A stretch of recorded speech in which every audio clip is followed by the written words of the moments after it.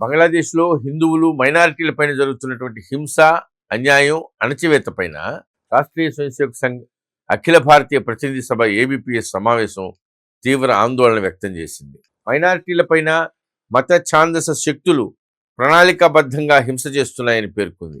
బంగ్లాదేశ్ హిందూ సమాజానికి సంఘీభావంగా నిలబడాలని అఖిల భారతీయ ప్రతినిధి సభ సమావేశం ఈ మేరకు ఒక తీర్మానాన్ని ఆమోదించింది. అలాగే ఐక్యరాజ్య సమితి, ప్రపంచ దేశాలు, అంతర్జాతీయ సంస్థలు హిందువులపై జరుగుతున్నటువంటి అమానవీయ ప్రవర్తనని తీవ్రంగా పరిగణించేటువంటి బాధ్యతను తీసుకోవాలని ఏబిపిఎస్ అభిప్రాయపడింది. అలాగే బంగ్లాదేశ్ ప్రభుత్వం పైన ఒత్తిడి తెచ్చి హింసాత్మక కార్యకలాపాలని నిలిపేసేలాగా ఒత్తిడి తేవాలని కూడా కోరింది. ఆర్ఎస్ఎస్ లాంటి సంస్థ దృష్టి సారించిందంటే ఇంకా బంగ్లాదేశ్కి మూడినట్టేనా, కౌంట్ డౌన్ స్టార్ట్ అయినట్టేనా? ఇంతకీ ఆర్ఎస్ఎస్ ఏమంటా ఉంది? బంగ్లాదేశ్లో జరుగుతున్నటువంటి అల్లర్లపైన ఎలాంటి చర్యలు తీసుకోవాలంటా ఉంది? ముందు ముందు ఏం జరగనుంది? పూర్తి వివరాల కోసం నారదా న్యూస్ తెలుగు యూట్యూబ్ ఛానల్లో ఫుల్ వీడియో చూడండి.